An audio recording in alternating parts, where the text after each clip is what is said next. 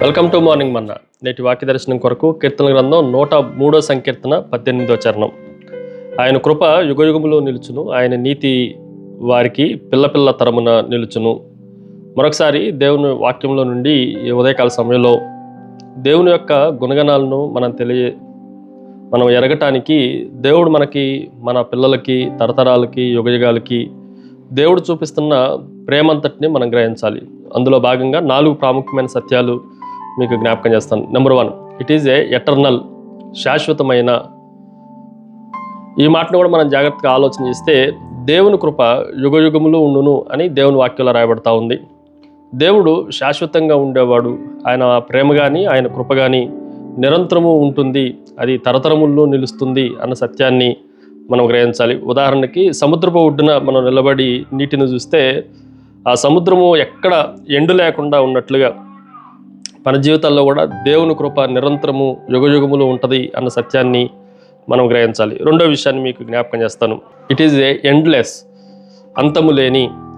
ఆయన నీతి పిల్ల తరముల వరకు నిలుచును అన్న మాటను కూడా జాగ్రత్తగా ఆలోచన చేస్తే 2 ప్రాముఖ్యమైన సత్యాలు ఈ వచనంలో కనిపిస్తూ ఉన్నాయి. ఒకటి కృప, రెండోది నీతి. ఇవి 2 అంతం లేని వాటిగా దేవుడు నిరంతరం ఉంచేవాడుగా కనిపిస్తూ ఉండడం.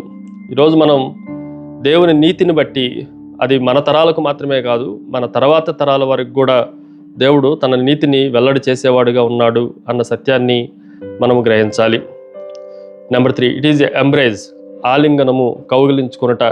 ఈ మాటను కూడా మనం జాగ్రత్తగా ఆలోచన చేస్తే ఆయన కృప ఉండటాన్ని బట్టి, ఆ కృప కూడా యుగయుగములు నిలిచి ఉండటాన్ని బట్టి ఆయన ప్రేమతో మనల్ని కౌగిలించుకున్నట్లుగా ఒక తండ్రి దగ్గర బిడ్డలు ఏ విధంగా అయితే ముద్దాడతారో, ఎలాగైతే దగ్గరకు తీసుకుంటారో, కేవలము మనకున్న మంచితనాన్ని బట్టి కానీ, మనం చేస్తున్న గొప్ప కార్యాలను బట్టి కానీ మనకి ఈ ఆధిక్యత కలగలేదు. కానీ కేవలం దేవుని కృపను బట్టి, దేవుని నీతిని బట్టి ఆయన మనల్ని చేర్చుకోవటం వలన మనకి ఈ అవకాశము, ఈ భాగ్యము కలిగింది అన్న సత్యాన్ని మనం నేర్చుకోవాలి. 4వ విషయాన్ని మీకు జ్ఞాపకం చేస్తాను. ఇట్ ఈజ్ ఎక్స్టెండ్, విస్తరించుట. ఎంతవరకు విస్తరిస్తుంది అనంటే దేవుని నీతి కానీ, దేవుని కృప కానీ, దేవుని ప్రేమ కానీ మనతో ఎండయ్యేది కాదు.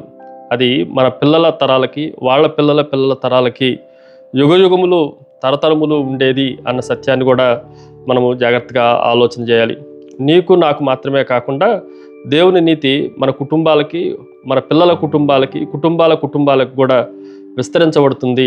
అది ఆది నుండి ఇప్పుడు వరకు 2025వ సంవత్సరం వరకు కూడా దేవుడు దాన్ని ఎక్స్టెండ్ చేస్తూనే ఉన్నాడు అన్న సత్యాన్ని మనం గ్రహించాలి. ఒకవేళ విస్తరించకపోతే ఏమయ్యేది అనంటే లోకంలో ఉన్న వారందరము అంతమైపోయేవాళ్ళం.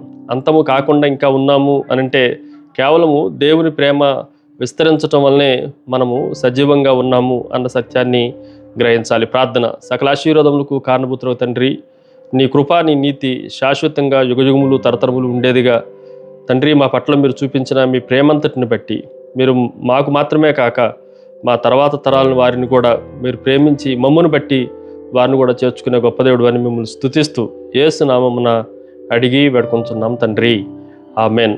కష్టాల కొలిమి కాల్చివేసిన శోకలు గుండెను చీల్చివేసిన కష్టాల కొలిమి కాల్చి. God bless you.